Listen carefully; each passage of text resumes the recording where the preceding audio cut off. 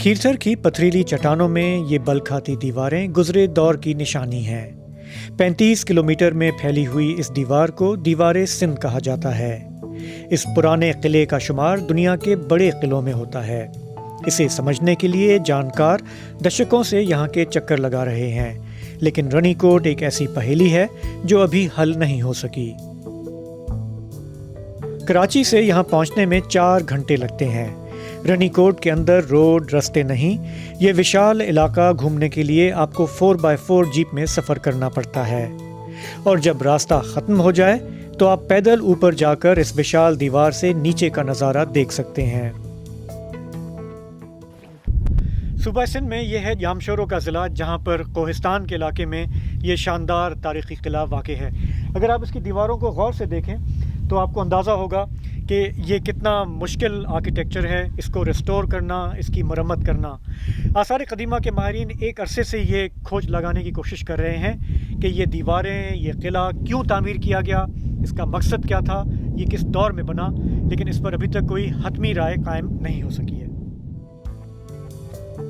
جانکار یہ بات مانتے ہیں کہ قلعے کا بنیادی مقصد ودیشی فوجوں سے اپنا بچاؤ کرنا تھا، لیکن یہ صاف نہیں کہ اسے کب اور کس نے بنایا۔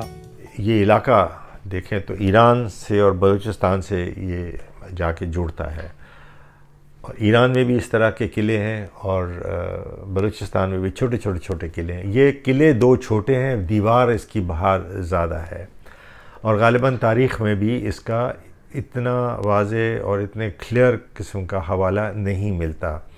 جو حوالے ملتے ہیں وہ انگریزوں کے وقت کے ہیں، لوگوں نے کہا کہ ادھر کوئی قلعہ ہے یا اس طرح کی چیز ہے، لیکن اگر آپ تاریخ کے حوالے سے دیکھیں تو یہ خطہ جو ہے یہ پری ہسٹورک ہے۔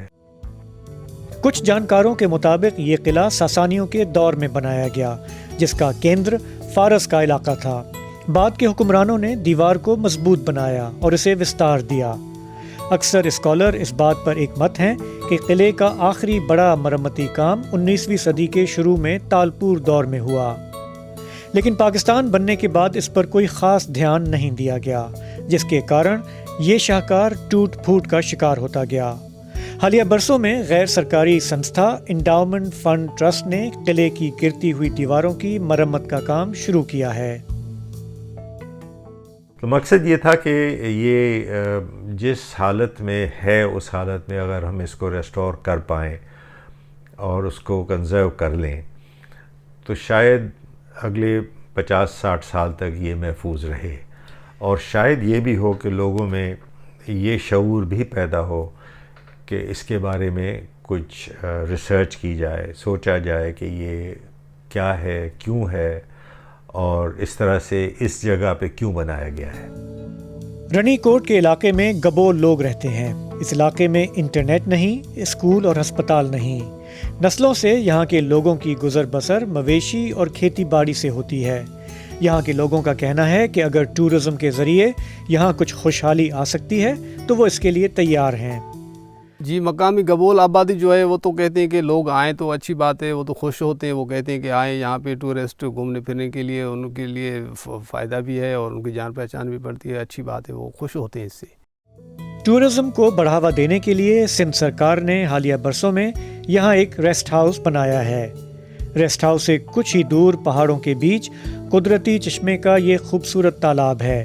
سندھی زبان میں اس جگہ کو پریان جو تڑ یا پریوں کا تالاب کہا جاتا ہے۔